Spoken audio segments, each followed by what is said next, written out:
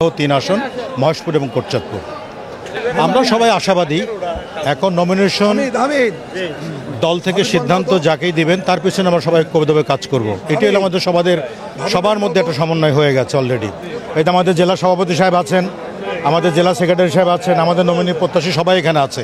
আমরা ইতিমধ্যেই জেলার নেতৃত্বে, আমাদের খুলনা বিভাগের নেতৃত্বে একমত পোষণ করেছি, নমিনেশন যাকেই দিক ধানের শীষের পক্ষে আমরা বিজয়ী ছিনিয়ে আনার জন্য ঐক্যবদ্ধভাবে কাজ করব। আজকে আমাদেরকে ভারপ্রাপ্ত চেয়ারম্যান জনাব তারেক রহমান ডেকেছেন গুলশান অফিসে, বেশ কয়েকটি বিভাগ একসাথে ডেকেছেন। আমরা খুলনা বিভাগে এসেছি। তো আজকে দেখতে পাচ্ছেন যে নির্বাচনের একটা রমরমা যে আবহাওয়া সেটা কিন্তু বাংলাদেশে বিরাজ করছে এবং 17 বছর মানুষ ভোট দিতে পারে নাই। এই 17 বছর পরে একটা ভোট দেওয়ার অবাধ সুযোগ এসেছে, ভোট এবং ভাতের অধিকার আদায়ের একটা সুযোগ এসেছে।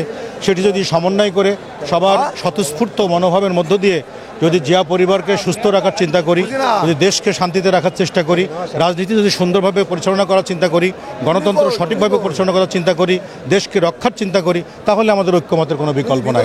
তাই সেই আলোকে আজকে চেয়ারম্যান সাহেব ডেকেছেন, আমরা সবাই একমত পোষণ করে এখানে এসেছি। আল্লাহ পাকের রহমত, যদি আগামী ফেব্রুয়ারি নির্বাচন সঠিকভাবে হয় তাহলে আমরা যদি দল সরকার গঠন করে আমাদের সুন্দর বাংলাদেশ গড়ার ক্ষেত্রে এবং তারেক রহমানকে প্রধানমন্ত্রীর আসনে বসিয়ে আমরা বেগম খালেদা জিয়ার নেতৃত্বে আমরা দেশকে আবার নতুন করে সাজিয়ে গুছিয়ে সর্বসাধারণের জন্য সমৃদ্ধভাবে কাজ করব, দেশকে সুস্থ রাখার জন্য।